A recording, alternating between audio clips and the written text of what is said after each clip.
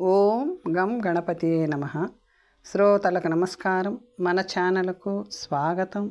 గరుడ పురాణం 40వ భాగం. పక్షిరాజా, మనిషి తన కర్మలను తాను చేస్తూనే సిద్ధిని పొందగలడు. సిద్ధి పొందిన వాని పాపాలన్నీ శుద్ధి అయిపోతాయి.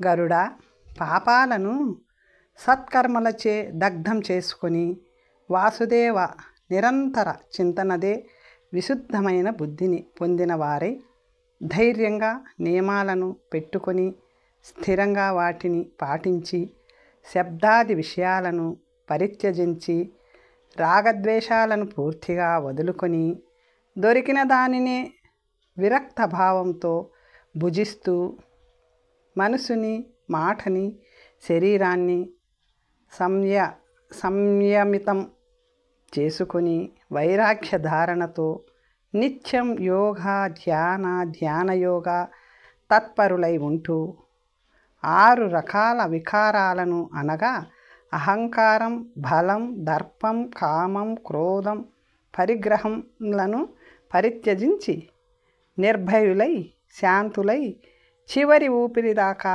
ఉండగలిగేవారు బ్రహ్మస్వరూపులే అవుతారు. వారికిక చేయదగినదేమీ ఉండదు, నాలో ఉండడం తప్ప. జీవుని ఊర్ధ్వ అధోగతుల వర్ణన. పరాత్పర, మనిషిగా పుట్టాలంటే ఏం చెయ్యాలి? మనిషికి మృత్యువెలా ప్రాప్తిస్తుంది? శరీరాన్ని ఆశ్రయించి మరణించేదెవరు? ఇంద్రియాలు కాదు కదా. మరి అవి ఏమైపోతాయి? మనిషి అస్పృశ్యుడెలా అవుతాడు? ఇక్కడ చేయబడిన కర్మకు ఫలాన్ని ఎక్కడెలా అనుభవిస్తాడు? అసలు ఎక్కడికి ఎలా వెళ్తాడు? యమలోకానికి, విష్ణులోకానికి ఏ మార్గాల్లో వెళ్తాడు? ప్రభో, నా పట్ల ప్రసన్నులై దయచేశారు కాబట్టి నా ఆత్రాన్ని మన్నించి నా అజ్ఞానాన్ని దూరం చెయ్యండి అడిగాడు గరుడు. ఓయి వినతానందన, పరస్త్రీని గాని బ్రాహ్మణుణ్ణి ధనాన్ని గాని అపహరించిన వాడు విసర్జన ప్రదేశంలో గాని మహారణ్యంలో గాని బ్రహ్మరాక్షసిగా పుడతాడు. రత్నాల దొంగ నీచయోనిలో పుడతాడు. కొన్ని జన్మలు ఆ జీవులు మృత్యు సమయంలో పెట్టుకున్న ఆశలకు, కోరికలకు అనుగుణంగా కూడా వస్తాయి. నవరంధ్రముల కాయం మానవ శరీరము అను మాట విని ఉన్నావు కదా. సత్కర్మలు చేసిన పుణ్యాత్ముని ప్రాణం నాభి నుండి పై వరకు గల ఊర్ధ్వ ఛిద్రాల నుండి బయటకు పోతుంది. శరీరం ద్వారా చేసే పనులను శరీరంతోనే అనుభవించాలి. ఒక్కటి మాత్రం బాగా గుర్తుపెట్టుకోవాలి. అనాసక్త భావంతో అన్ని సత్కర్మలే చేసేవాడు అన్ని చోట్ల సుఖాన్ని అనుభవిస్తాడు. అతడు సాంసారిక మాయాజాలంలో చిక్కుకోడు. మాయ వలలో పడి వికర్ములని చేసేవాడు పాశబద్ధుడై కష్ట నష్టాల పాలు అవుతాడు. 84 లక్షల యోనుల్లో మనుష్య జన్మ శ్రేష్టత. మనిషి ఏకమాత్ర కర్తవ్యం, ధర్మం తెలుసుకుందాం. మనిషికి అన్ని చోట్ల హితాన్ని కలిగించేవి, ప్రేతత్వం నుండి విముక్తిని కలిగించేవి ఏవో తెలిసింది కదా గరుత్మంతా. ఈ సృష్టిలో 84 లక్షల యోనులున్నాయి. వీటిని 4 రకాల జీవాలుగా విభజించవచ్చును. అండజ, స్వేదజ, ఉద్భిజ, జరాయుజ అనే ఈ రకాలలో మరలా ఒక్కొక్కటి 21 లక్షల జీవాలతో నున్నది. మనుష్యాది యోనులను జరాయుజాలంటారు. వీటిలో మనుష్య జన్మ పరమ దుర్లభం.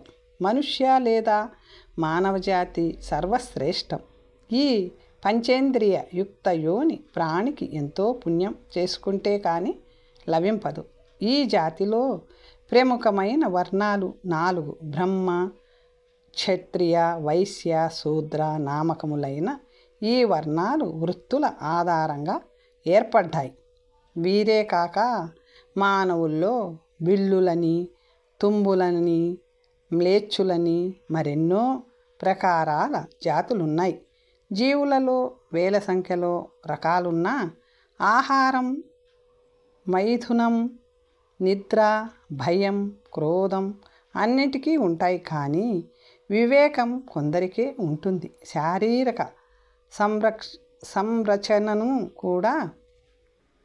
సంరచన కూడా అన్నిటికీ ఒకేలా ఉండదు.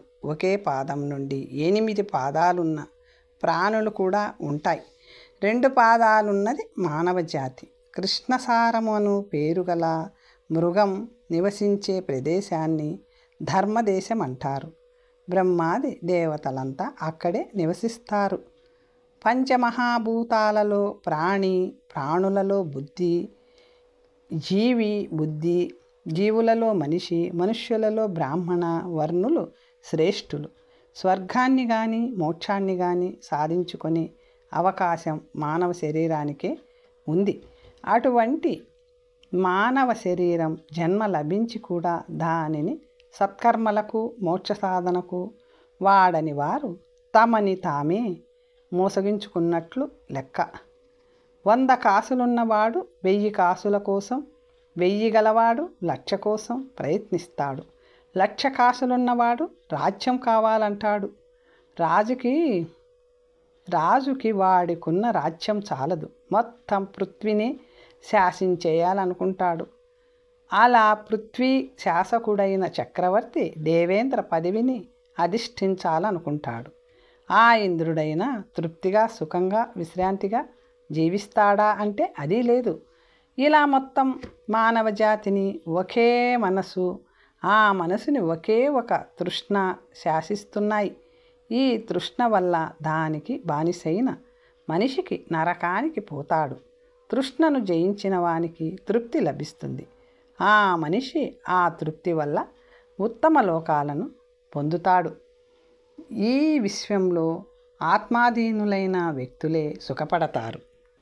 శబ్ద, స్పర్శ, రూప, రస, గంధ అనే 5 విషయాలు. ఈ విషయాలను కోరేవే విషయ వాంఛలు. అవి జీవిని సుఖంగా బతకనివ్వవు. లేడి, ఏనుగు, దీపం, పురుగు, తేనెటీగ, చేప ఈ 5 ప్రాణులు క్రమంగా శబ్ద, స్పర్శ, రూప, గంధ, రస అనే ఒక్కొక్క విషయ వాంఛతోనే నశిస్తాయి. అలాంటప్పుడు అన్ని విషయవాంఛల కోసము ఆరాటపడే మనిషి గతి వేరే చెప్పాలా? మానవ సంఘానికి కొన్ని కట్టుబాట్లుంటాయి. వాటిని గౌరవించి పాటించినంత కాలమే ఆ సంఘానికి సుఖశాంతులు ఉంటాయి. కానీ మనిషి పుత్ర కళత్రాది బంధాలలో చిక్కుకున్నంతకాలం ముక్తి మార్గం కనిపింపదు. ఎంత గొప్ప మనిషైనా మృత్యువును జయించలేడు. ఈ లోకంలోకి ఒంటరిగా వస్తాడు, ఈ లోకం నుండి ఒంటరిగానే పోతాడు. ఏడుస్తూ వస్తాడు, ఏడుస్తూనే పోతాడు. ఏడుస్తూనే వచ్చినా నవ్వుతూ పోగలిగిన వాడే యోగి, ఋషి, ధన్యాత్ముడు. ఒంటరిగా మరణించే మానవుడు తన పుణ్యాల ఫలాలను కూడా ఒంటరిగానే అనుభవించవలసి ఉంటుంది. మనిషి బతికినంతకాలం తానెంతగానో ప్రేమించిన బాంధవులు ఆ మనిషి మరణించగానే వాని శరీరాన్ని కట్టెల సవారీకెక్కించి ఎప్పుడికో దూరంగా మట్టి బస్తాను వలె మోసుకెళ్ళి నిప్పుల్లో పడేసి ముఖం తిప్పుకొని వెళ్ళిపోతారు. ధర్మం ఒక్కటి వానిని అనుసరించి పోతుంది. ప్రాణి యొక్క ధనం, వైభవము వాని ఇంటి దగ్గరే ఉండిపోతుంది. ఆ బంధం అక్కడే తెగిపోతుంది. మిత్రులు, బంధుబాంధవులు శ్మశానం దాకా వెళ్తారు. వీరి బంధం ఇక్కడతో తెగిపోతుంది. ఇక పుట్టిన కాడి నుంచి చావు దాకా పెంచి పోషించి ఇది నాదనుకొని విర్రవీగిన శరీరం అగ్నిలో పడి బూడిదై పోతుంది. దాని బంధం అక్కడితో సరి. ఇక వీడని బంధమై, విడువని మిత్రమై, జోడు విడవని సైదోడై జీవాత్మతో మిగిలేది పాపపుణ్యాలే. పక్షిరాజా, ధనవంతుడు ఈరోజు సూర్యుడు అస్తమించేలోగా ఎవ్వరికీ ఏమీ దానం చేయలేదనుకో, రేపు తెల్లవారాక ఈలోగానే వాడి బతుకు తెల్లారిపోతే ఆ డబ్బంతా ఎవరికి వశమైపోతుందో ఎవరికి తెలుసు? ఏదో పూర్వజన్మ సుకృతం వల్ల ఎంతోమంది దగ్గర ఎంతో కొంత ధనం ఉండే తీరుతుంది కదా, దానిని పరోపకార నిమిత్తమో శ్రేష్ఠ ద్విజుల దానార్థమో వాడకుండా అంతా తాన పుత్రులే వాడేసుకోవాలనుకుంటే ఆ ధనమే ఒక రూపాన్ని ధరించి వాడు పోయే ముందు అడుగుతుంది, నన్నెలాగూ తీసుకుపోలేవు, కనీసం దానమైనా చేసి ఉంటే ఆ పుణ్యాన్నైనా పట్టుకుపోగలిగి ఉండే వాడివి కదా అని. అలా ఆలోచించి రేపు ఏమవుతామో అనుకొని ఇవాళే సత్కర్మలను ఆచరించాలి. మనిషి శ్రద్ధాపూర్వకంగా పవిత్రుడై శుద్ధ మనస్కుడై ఇచ్చే ధనం ధర్మాన్ని నిలబెడితే ఆ మనిషికి నరకమే ఉండదు. ఈ ధర్మమే మళ్ళా అతని అర్థ కామ సముపార్జనలో అక్కరకు వస్తుందనేది ధర్మ సూక్ష్మం. శ్రద్ధాపూర్వకం కానీ ధర్మం ఏ లోకంలోనూ అక్కరకు రాదు. ప్రచుర ధనరాశి వల్ల ధర్మం సిద్ధించదు. ధర్మసిద్ధి శ్రద్ధామూలకం. అట్టి ధర్మమే ఆ వ్యక్తికి మోక్షప్రదాయకం. మృత్యువేణ ఆ తరువాతి కర్మలు యమదర్శనం, యాతనల స్వరూపం, 6 పిండాల ప్రయోజనం, శవదాహ విధి, 11 నుండి 13 దాకా కృత్యాలు తెలుసుకుందాం. హే భగవాన్, మృత్యువాసన్నమైనప్పుడు వ్యక్తి మరణించిన వెంటనే చేయవలసిన కర్మలను వివరంగా వినాలని ఉంది, కరుణించండి అని ప్రార్థించిన గరుడునితో విష్ణువిలా అన్నాడు.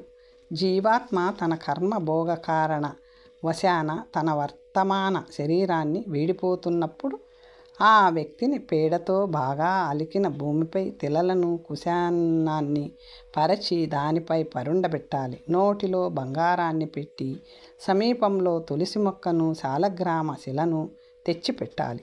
ఆ వ్యక్తి మృత్యువును వీలైనంత వరకు ముక్తిదాయకం చేయడానికి ఒక పద్ధతిలో సూక్తాలను పఠించాలి. తరువాత చిన్న చిన్న బంగారు రేకులను మరణించిన ప్రాణి ముఖంపై, ముక్కు, ఇరుకన్నాలలో, కన్నులపై, చెవులపై, లింగంపై అంటించాలి. 2 చేతులలోనూ కంఠభాగం పైన తులసి దళాలను ఉంచాలి. శవాన్ని 2 వస్త్రాలలో చుట్టి కుంకుమతో అక్షతలతో పూజించాలి. తరువాత పూలమాలతో అలంకరించాలి. అప్పుడు పుత్రులు, బంధుబాంధవులు అంతా కలిసి ఆ శవాన్ని పుత్రుల భుజంపై పెట్టుకొని మోస్తుండగా పురజనులతో కలిసి 2వ ద్వారం గుండా బయటకు కొని వచ్చి శ్మశానం వైపు సాగిపోవాలి. అక్కడ పుత్రులే తూర్పు వైపు కానీ ఉత్తరాభిముఖంగా కానీ చితిని నిర్మించి అందులో చందన, తులసి, పలాశాది కర్రలను వేయాలి. మరణాసన్న వ్యక్తి ఇంద్రియాలన్నీ వ్యాకులమైపోయి చైతన్యం పోయి శరీరం జడమైపోతుండగా ప్రాణం, ఆత్మ యమదూతలతో కలిసి వెళ్ళిపోతుంది. అప్పుడు మృతునికి దివ్య దృష్టి ప్రాప్తిస్తుంది. దాని ద్వారా అతడు ప్రపంచాన్నంతటిని చూడగలుగుతాడు. దీనికి ముందు ప్రాణం పోవడం అనేది అందరికీ ఒకేలాగా జరగదు. కొందరికది గొంతు దాకా వచ్చి చిక్కుకుపోయి నానా బాధలు పెడుతుంది. శరీరం బీభత్సంగా, ముఖం వికృతంగా కదులుతాయి. కొందరికి నోటు నుండి నురగ కారుతుంది. వీరంతా పాపాత్ములు కాబట్టి వీరిని యమదూతలు పాశంతో కొడతారు. అప్పుడు ఆ పాశానికి ప్రాణం తగులుకుంటుంది. పుణ్యాత్ముల విషయంలో ఇవేవి జరగవు. మృతుడు నిద్రిస్తున్నట్టే ఉంటాడు. ముఖంలో ఒక రకమైన ప్రశాంతత, వెలుగు కనిపిస్తుంటాయి. ఆ ప్రాణి దృష్టికి యమదూతలు దేవదూతల వలెను, యమధర్మరాజు విష్ణురూపునిగాను కనిపిస్తారు. అదే యమధర్మరాజు పాపులకు కాటుక కొండవలే ఎలా కనిపిస్తాడో ఇది వరకే విన్నావు కదా. మరణం తర్వాత మానవ శరీరం అస్పృశ్యమైపోతుంది. వెగటును కూడా కలిగిస్తుంది. పుణ్యాత్ముని శవం కూడా కొంతసేపటికి దుర్గంధయుక్తమైపోతుంది. ఈ అందమైన శరీరంపై ఇతరులకు ఉండే భ్రమలు కూడా తాత్కాలికంగా తొలగిపోతాయి. గరుడా, ఈ అసత్ శరీరం ద్వారా జరిగే విత్తదానం ఆదరపూర్వకంగా వాణి, ధర్మం, కీర్తి, పరోపకారం లాంటివి అందంగా ఉండి లోకానికి ఆనందాన్ని కలిగిస్తాయి. మానవ శరీరానికి, మానవ జీవితానికి సారాభూతం ఆ పుణ్యమే. దుష్టులను తోలుకుపోతున్న యమదూతలు వారిని అడుగడుగున అన్ని విధాలా హింసిస్తుంటారు. ఓరి దుష్టాత్మ, పద, నిన్ను కుంభీపాకంలో పడేస్తాం, అదెలాగుంటుందో తెలుసా అంటూ దానిని అతి భయంకరంగా వర్ణిస్తారు. గరుడా, 11వ రోజున సముచితమైన స్థలంలో శార్ధం పెట్టాలి. ప్రాణం పోయినప్పటి నుండి ఇప్పటిదాకా క్రమంగా 6 పిండదానాలు చేయాలి. మృతస్థానం ద్వారం, నలుబాటల కూడలి, విశ్రామ స్థలము, చితి, అస్థిచయన స్థానం అనే స్థలాల్లో వాటిని పెట్టాలి. వీటిని ఎందుకు పెట్టాలంటే మనిషి పోయిన చోట ఇంటిలో పెట్టేదానికి శవపిండమని పేరు. దీనివల్ల ఆ గృహవాస్తు దేవతలు ప్రసన్నులవుతారు. భూదేవి, ఆమె కొలువులో నుండు దేవతలు కూడా ప్రసన్నులవుతారు. 2వ పిండాన్ని ద్వారంపై పెట్టాలన్నాను కదా, దానికి పాంథ అని పేరు. దానివల్ల ద్వారస్థ గృహదేవతలు ప్రసన్నులవుతారు. కూడలిలో పెట్టబడు కేచర నామక పిండం వల్ల భూతాది దేవయోనులు శాంతిస్తాయి. విశ్రామ స్థలంలో చేయు భూత పేరిటి పిండదానం వల్ల పిశాచ, రాక్షస, యక్షాది గణాలు, అన్య దిగ్వాసి దేవతలు దహనంలో సహకరిస్తాయి. చితాస్థలంపై ఆ పేరుతోనే చేసే పిండదానం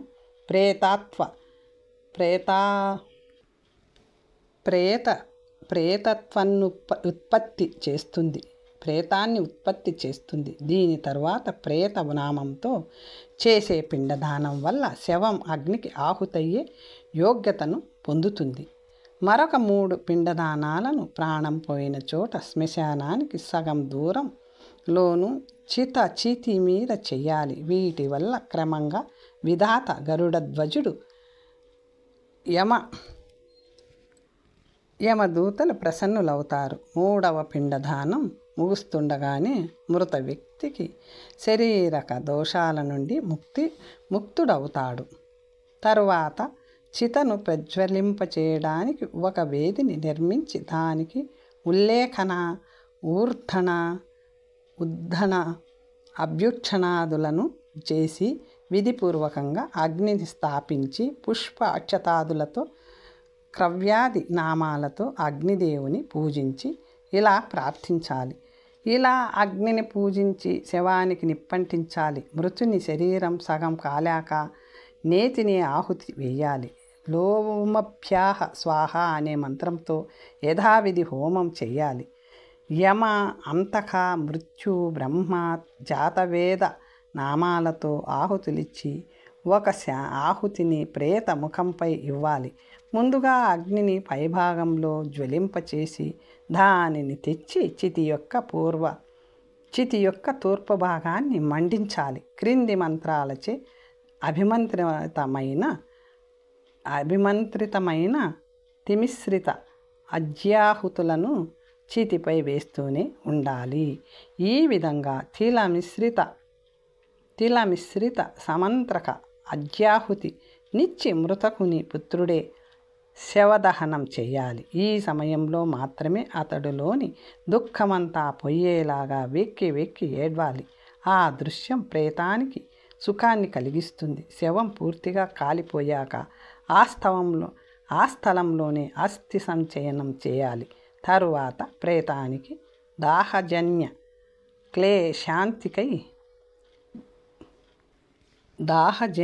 క్లేశాంతికై పిండదానం ఇవ్వాలి. దహన సంస్కారానంతరం పుత్రులు వస్త్ర సహితంగా సచేల స్నానం చేసి నామగోత్రోచ్చరణ సహితంగా తిలోదకాలివ్వాలి. అంతటా అక్కడున్న ఆ గ్రామ ప్రజలందరూ గట్టిగా చప్పట్లు చరుస్తూ విష్ణునామ సంకీర్తనాన్ని కొంత తడువు గావించి తరువాత మృతకని గుణగణాలను చర్చించుకుంటూ ఆమె ఇంటికి వచ్చి ద్వారపు దక్షిణ భాగం గోమయాన్ని తెల్లావాలను ఉంచాలి. మనస్సులో వరుణదేవుని ధ్యానించుకుంటూ వేపాకులను నమిలి నేతి చుక్కను నోట్లో వేసుకొని ఎవరింటికి వారు పోవాలి. సూర్యాస్తమయమైనాక మృత్యుని పుత్రుడు ఇంటి బయట కానీ ఏకాంత ప్రదేశంలో కానీ మృతుడు రోజు చూసిన నలుదారుల కూడలిలో కానీ మట్టి పాత్రలతో పాలు నీరు పెట్టాలి. ఇలా 3 రోజులు చెయ్యాలి. కొన్ని మూఢ హృదయ జీవాత్మలు ఆ 3 చోట్ల తిరుగుతుంటాయి. 10వ రోజు దాకా ప్రతిరోజు ప్రేతానికి పిండదానాన్ని జలాంజలిని ఇస్తూనే ఉండాలి. 10వ రోజు దాకా రోజుకి కొంతగా పెంచుతుండాలి. ఈ ఔర్ధ్వ దైహిక సంస్కారాన్ని పుత్రుడు చేయాలి. లేని పక్షంలో భార్య భర్త చేయాలి. లేకుంటే శిష్యుడు, కాకుంటే సోదరుడు చేయాలి. పిండదానాన్ని శ్మశానంలో కానీ అన్య తీర్థంలో కానీ చేయవచ్చు. పిండ ప్రదానంలో కూర, ఉప్మా, తీపి ముద్ద, అన్నంతో పాటు ఏదైనా పెట్టవచ్చు. కానీ తొలి రోజు పెట్టిన పదార్థాలని 10వ రోజు దాకా రోజు పెట్టాలి. ఈ పిండం 4 భాగాలుగా విడిపోతుంది. 2 భాగాలు మృతుడి శరీరం నిర్మాణానికి, 1 భాగం యమదూతలకి పోగా మిగిలినదే మృతుని నోటికందుతుంది. 9 పగళ్ళు రాత్రులు గడిచినాక మృతుడికి ఒక శరీరం ఏర్పడుతుంది. అది 10వ రోజు మహాకలితో ఆవురావురు మంటుంటుంది.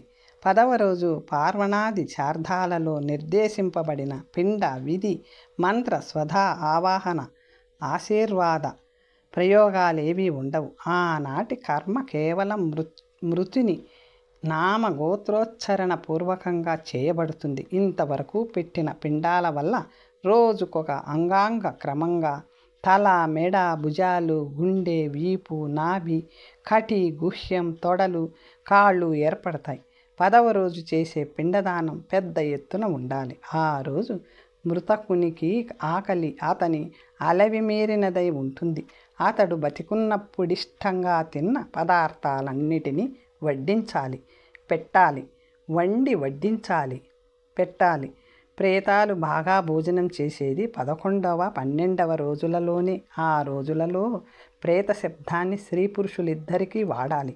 ఇక నామగోత్రాలకి బదులుగా మంత్రాలతో పాటు ప్రేత శబ్దాన్నే వాడుతుండాలి. దీపమన్నం జలం వస్త్రం యత్కించ్ ధ్వస్తు దీయతే ప్రేతశబ్దేన తద్దేయం మృతస్యానందదాయకం.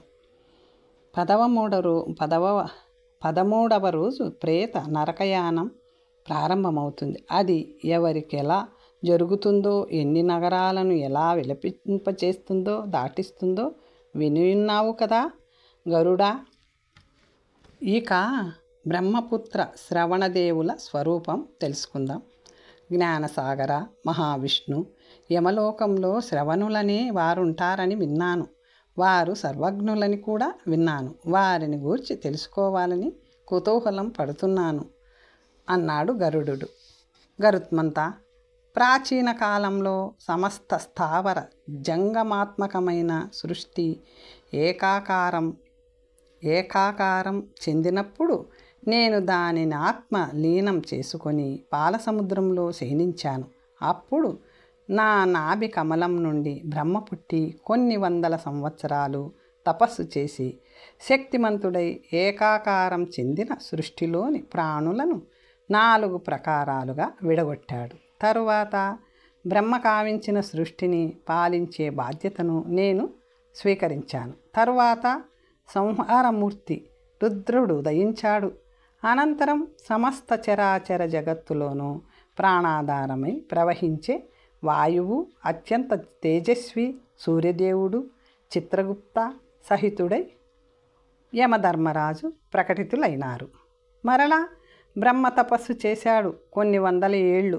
ఆయన అలాగే నాభికమలంలో తపస్సమాధిలోనే ఉండిపోయాడు. సృష్టిని మాత్రం ఇలాగే కొనసాగించాలని లోపలి నుండే ఆదేశించాడు. అప్పుడు బ్రహ్మతో విష్ణురుద్రాదులు తమకు లోక వ్యవహారం ఎలా నడుస్తుందో, ఎవరే పాపపుణ్యాలు చేస్తున్నారో తెలియదని, దానికి సంబంధించిన ఏర్పాటేదో బ్రహ్మయే చేయాలని విన్నవించారు. తన మంత్రాన్ని చిరకాలం పాటు ఏకాగ్రతతో సర్వశక్తులను కేంద్రీకరించి జపించాలని సంకల్పాన్ని బ్రహ్మ వారందరికీ కలిగించాడు. వారంతా అలా చాలా కాలం పాటు చేసిన తరువాత బ్రహ్మ తన పుత్రులుగా 12 అమిత తేజస్సులు విశాల నేత్రులునగు దేవతలను సృష్టించాడు. వారికి ఈ లోకంలో ఎక్కడేది జరిగినా ఎవరేమన్నా ఎవరేమి చేసినా వినే శక్తిని ఇచ్చాడు. ఈ విశేష జ్ఞానం వల్ల ఈ బ్రహ్మపుత్రులను శ్రవణులన్నారు.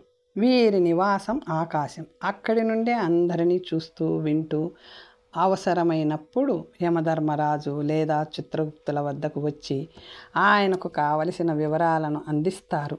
ఆ సమయంలో వారి ద్వారా ప్రాణుల ధర్మ అర్థ కామ మోక్షాలకు సంబంధించిన కర్మల సారము వివేచన సహితంగా ధర్మరాజుకి సమర్పింపబడుతుంది. ఓయి వైనతేయ, సంసారానికి చెందిన ప్రాణుల ముందుండే మార్గాలు 4. అవే ధర్మార్థ కామ మోక్షకాలు. ఉత్తమ ప్రకృతి గల ప్రాణి ధర్మ మార్గంలో వెళ్తాడు. ధనధాన్యాలను సంపాదించిన దానానికే వినియోగించిన వారు విమానంలో పరలోకాలకు పోతారు. మోక్షకాంక్షతోనే జీవితంలో ప్రతి పనిని చేసిన వారు తమ దేహాంతంలో అంశల విమానం పైన ఎక్కి పరలోకానికి వెళ్తారు. ఉన్నదానితోనే బతుకుతూ అప్పుడప్పుడెప్పుడైనా యాచకులను సంతోషపెట్టిన వారిని దేవదూతలు గుర్రాలపై కొనిపోతారు. ఏ పుణ్యము ధర్మము చేయకుండానే బతికేసిన వారిని ఇది వరకు నువ్వు విన్నట్టుగా యమదూతలు నడిపించుకుంటూ ఏ అసిపత్రవనానికో కొనిపోతారు. శ్రవణులను భక్తి మీరగా పక్వాన్నము వర్ధని జలపాత్రల ద్వారా పూజించిన వారికి నేను స్వయంగా ప్రసన్నుడనై ఏ దేవతలు ఇవ్వలేనన్ని వరాలను కురిపిస్తాను.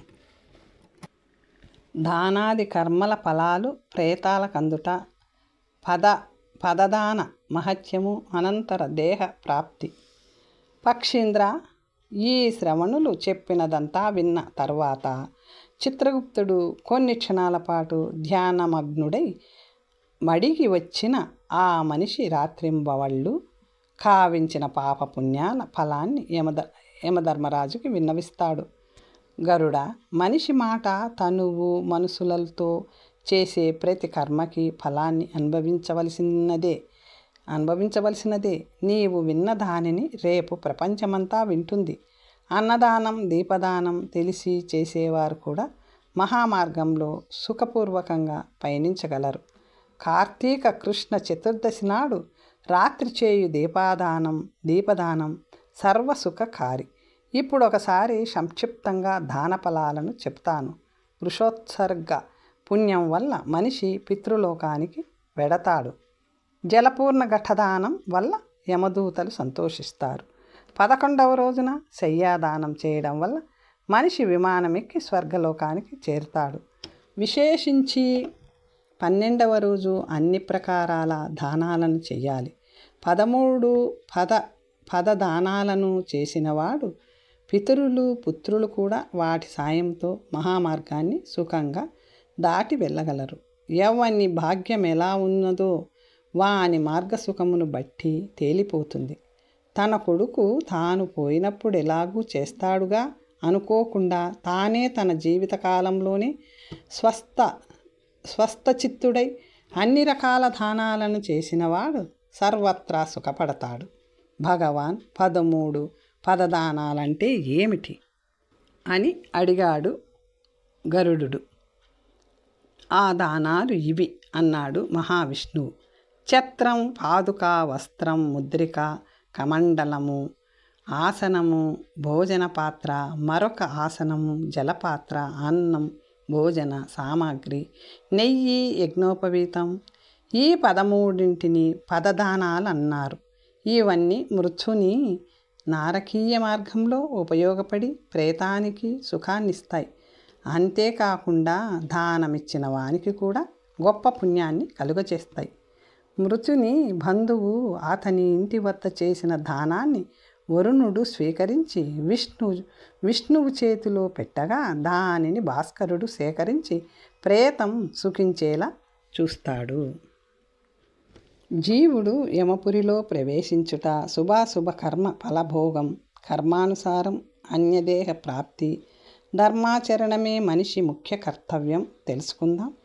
ఇదివరకే చెప్పబడిన 16 పురాలను దాటి యమునికి దగ్గరగానున్న బహుప్రీతికర నామకపురంలో అంతవరకు అస్తం పరిమాణంలో ఉన్న శరీరం చిటికెన వేలంతా అయిపోగా జీవుడు గాలిలో ఎగురుతూ అక్కడక్కడ సెమీపత్రాలపై కూర్చుంటూ యముని వద్దకు, ఆ తరువాత ఆయనతో కలిసి చిత్రగుప్త పురి చేరుకుంటాడు. ఈ పురి 20 యోజనాలలో పరుచుకొని ఉంటుంది. ఇక్కడుండే కాయస్థులనే దేవయోని జనితులు, అన్ని రకాల ప్రాణులు పాప పుణ్యాలను పూర్తిగా గ్రహించి ఉంటారు. ఇది వరకు నేను నుడివినట్లుగానే యమధర్మరాజు పాపులకొకలాగా కనిపిస్తే పుణ్యులకు మరొక విధంగా దర్శనమిస్తాడు. దానములు చేసిన వారిని ఆ యమధర్మరాజే లేచి నిలబడి గౌరవిస్తాడు. పుణ్యాత్ముల ఆయన మండలాన్ని భేదించుకొని స్వర్గానికి వెళతారు. దానం వల్ల ధర్మం లభిస్తుంది. ధర్మం వల్ల నరకానికి పోయే దారి కూడా సుఖావహం అవుతుంది. ఈ మార్గంలో పాపులు పడే కష్టాలను ఇదివరకే చెప్పడం జరిగింది. పాపులే కాకుండా సరిగ్గా అపరకర్మలు జరగని వారు కూడా పాపులే కాబట్టి అన్ని కష్టాలు పడతారు. కాబట్టి దానం చెయ్యాలి. అలా చెయ్యని వానిని ఆ యమదూతలు పశువు మెడలో తాడు కట్టి లాగినట్లు ఈ నిర్ధానులను లాగుతారు. ధర్మాన్ని పాలించిన వారు అమరత్వం చెందుతారు. ఇలా మరికొన్ని విషయాలు తరువాత భాగంలో తెలుసుకుందాం. నమస్తే. ఓం నమో భగవతే వాసుదేవాయ. ఓం నమో భగవతే వాసుదేవాయ. ఓం నమో భగవతే వాసుదేవాయ. ఓం నమో భగవతే వాసుదేవాయ. ఓం నమో భగవతే వాసుదేవాయ.